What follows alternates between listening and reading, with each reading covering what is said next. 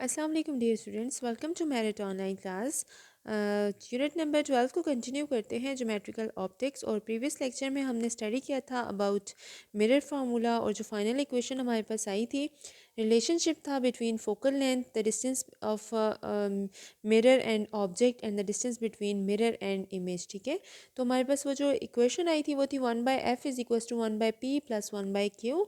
और आज हम कुछ कन्वेंशंस देखते हैं कि हमारे पास अगर जो मिरर इक्वेशन है उसमें कुछ कन्वेंशंस हम देखते हैं कि हमारे पास जो ऑब्जेक्ट डिस्टेंस है, यहाँ पे स्टूडेंट बुक में थोड़ा सा जो है यहाँ पे चेंज लिखा हुआ है, थोड़ा कंफ्यूजिंग था, तो मैंने इसको आपके लिए थोड़ा सा इजी किया था। तो हमने यहाँ पे जो ऑब्जेक्ट डिस्टेंस था उसको हमने नाम दिया था पी का, ठीक है, और जो इमेज डिस्टेंस था उसको हमने क्यू का नाम दिया था। ठीक है, बस इतना सा हमने चेंजिंग की थी, जिसकी वजह से हमारी जो इक्वेशन थी वो इस तरह से आई थी 1/f is equal to 1/p plus 1/q। ठीक है, आप ये नाम भी दे सकते हैं। सारी आपके पास जो कैलकुलेशन है बिल्कुल उसी तरह से होगी, सिर्फ नाम चेंज किए हुए हैं। तो मैंने थोड़ा सा इजी करने के लिए जो था वो आपको इस तरह से पी और क्यू लिखवाए थे।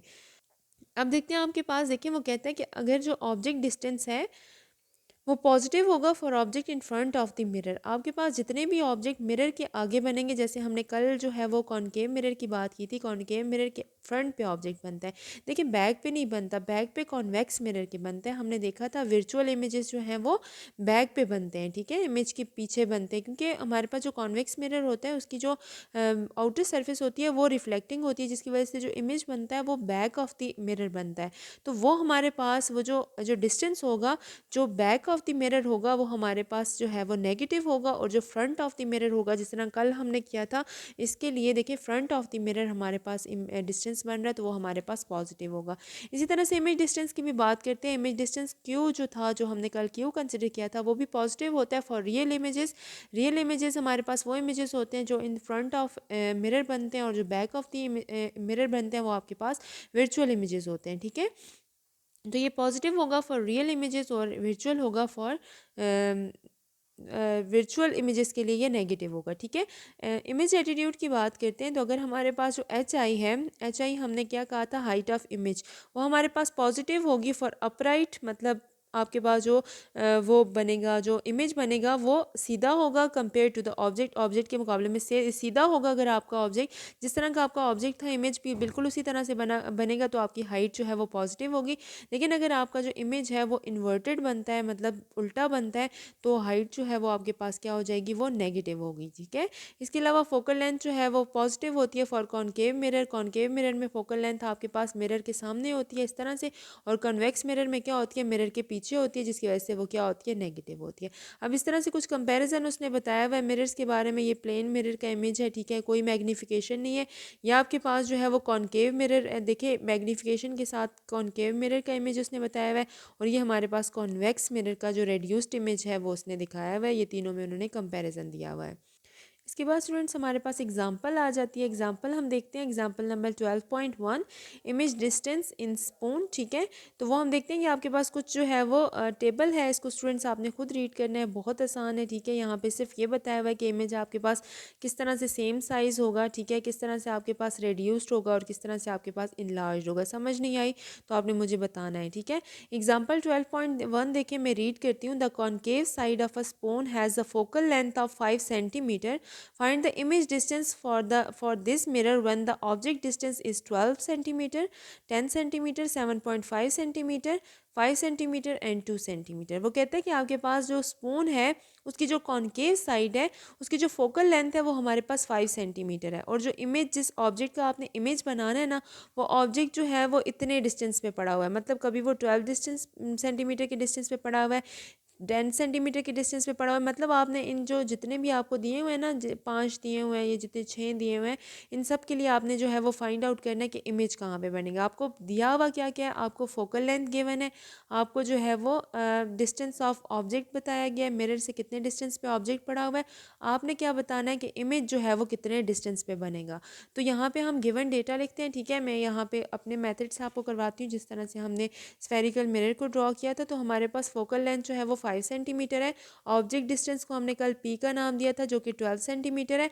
अब इमेज डिस्टेंस देखें, इमेज डिस्टेंस आपके पास देखें क्या होगा, फर्स्ट में आपने ऑब्जेक्ट डिस्टेंस कितना लेना है 10 सेंटीमीटर, सेकंड में आपने जो बी पार्ट होगा उसमें आपने ऑब्जेक्ट डिस्टेंस कितना लेना है 7.50, थर्ड में आपने जो ऑब्जेक्ट डिस्टेंस होगा वो 5 सेंटीमीटर लेना है। तो मैंने यहाँ पे फर्स्ट के लिए किया है तो ऑब्जेक्ट डिस्टेंस मैंने 12 सेंटीमीटर लिया है, ठीक है। तो इसमें देखिए आपके पास जो फार्मूला जो मिरर इक्वेशन कल हमने ड्राइव की थी वो थी 1/f is equal to 1/p plus 1/q।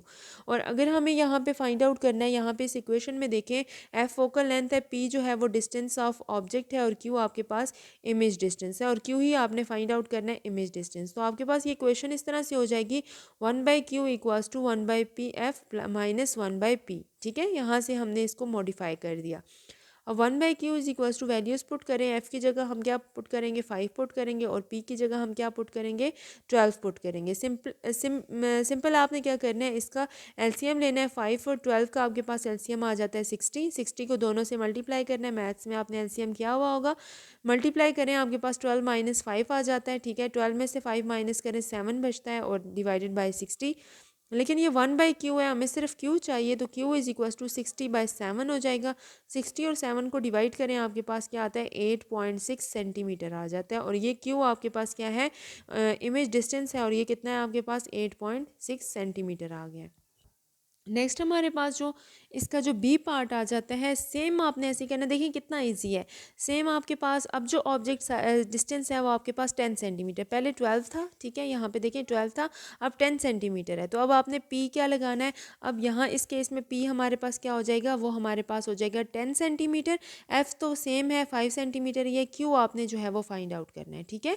तो अब देखिए आपके पास ये क्या बनेगा 1/q is equal to 1/f minus 1/p, ठीक है। तो ये आपके पास क्या बन जाएगा 1/q इज इक्वल टू, आप f की जगह क्या लगाएंगे 5 माइनस 1/10, आपके पास p जो है वो क्या हो जाएगा, अब 12 की जगह 10 हो जाएगा। 5 और 10 का आपने क्या लेना है एलसीएम लेना है, आपके पास ये क्या आ जाएगा 10 आ जाएगा। अब एलसीएम को दोनों वैल्यूज़ के साथ मल्टीप्लाई करते होते हैं, आपको पता है ना आपने किया हुआ है, ठीक है। तो 10 से कैंसिल हो जाएगा, 5 2s आर, तो 2 1s आर 2 माइनस 10 आपके पास 10 से कैंसिल होके 1 बच जाएगा, तो 2 माइनस 1 आपके पास 1/10 बच जाएगा। लेकिन ये 1/q है, हमें q चाहिए, हम इसको क्या कर देंगे उल्टा देंगे और q आपके पास क्या आ जाएगा 10 सेंटीमीटर। तो यहाँ पर देखें फर्स्ट और सेकंड मैंने सॉल्व कर दिया। आपने क्या करना है, आपका ये होम असाइनमेंट है कि आपने ये सी वाला करना है। सिंपल आपने क्या करना है p को जो है वो रिप्लेस कर देना है 7.50 से और नेक्स्ट d में आपने क्या करना है 5 से रिप्लेस कर देना है और e में आपने क्या करना है p को 2 सेंटीमीटर कंसिडर करना है। बाकी सारा मेथड यही है, यही फार्मूला यूज़ करना है, सिर्फ आपने क्या करना है p की वैल्यूज़ को चेंज करते रहना है, ठीक है। नेक्स्ट स्टूडेंट हमारे पास आ जाता है असाइनमेंट आ जाती है 12.1 में, आपको ये करवा देती हूँ। A dentist uses a concave mirror with focal length 2 centimetre to examine some teeth. If the tooth under examination is 1.1 centimetre high and mirror is placed at 0.9 centimetre, calculate the distance of image form, the height of the image and the magnification.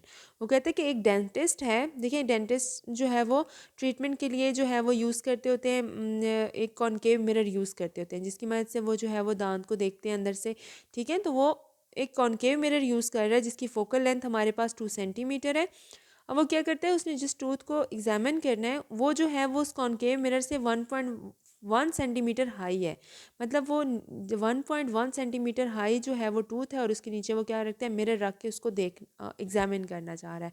अब आपके पास ये जो mirror है ये कहाँ पे placed है 0.9 centimetre placed है, ठीक है। जो आपके पास calculate the distance of image formed, आपने जहाँ पे इमेज बनेगा आपने डिस्टेंस ऑफ इमेज निकालना है और हाइट ऑफ इमेज निकालनी है, मैग्नीफिकेशन। तीन चीज़ें आपने फाइंड आउट करनी है, पहला आपने डिस्टेंस, दूसरा हाइट और तीसरी मैग्नीफिकेशन। तो यहाँ पे मैंने जो है वो वैल्यूज़ लिखी हैं। सबसे पहले focal length of concave mirror that is 2 centimetre.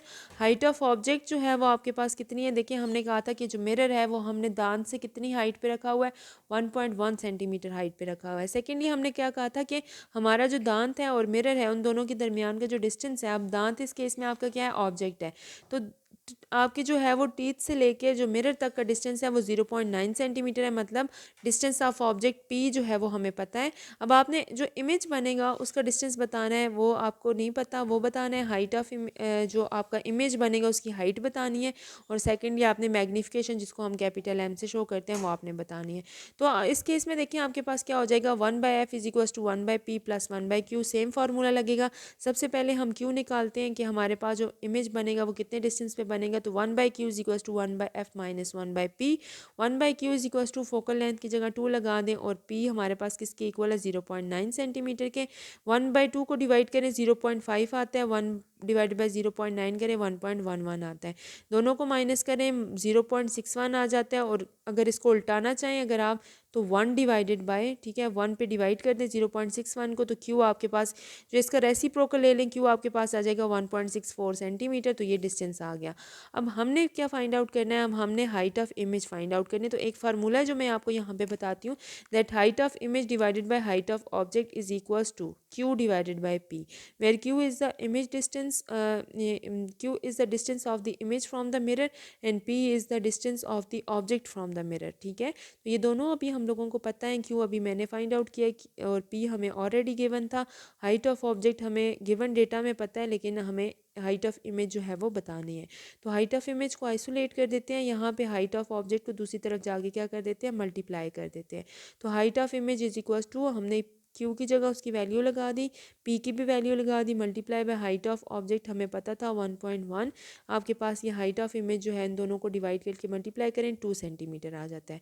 यहाँ तक बी पार्ट हमने सॉल्व कर लिया। अब मैग्नीफिकेशन का जो फार्मूला है वो है height of image divided by height of object. Height of image अभी हमने निकाली है 2 सेंटीमीटर और हाइट ऑफ ऑब्जेक्ट हमें गिवन डेटा में पता है और हमारे पास ये क्या है 1.1। दोनों को डिवाइड करें 1.8, आपके पास जो है वो मैग्नीफिकेशन आ जाती है। जैसा कि ये दो क्वांटिटीज़ की रेशियो है तो इसके लिए इसकी कोई यूनिट नहीं है। ठीक है, तो स्टूडेंट ये हमारे पास जो थी वो असाइनमेंट थी। ठीक है, नेक्स्ट एग्जाम्पल को आपने खुद सॉल्व करना है। ठीक है, ये आपकी होम असाइनमेंट है। नेक्स्ट जो है वो हमारा टॉपिक होगा रिफ्रैक्शन ऑफ लाइट, वो इंशाल्लाह मैं आपको नेक्स्ट लेक्चर में करवाऊंगी। अगर कोई चीज़ समझ नहीं आई है तो आपने मुझे कमेंट्स में बताना है।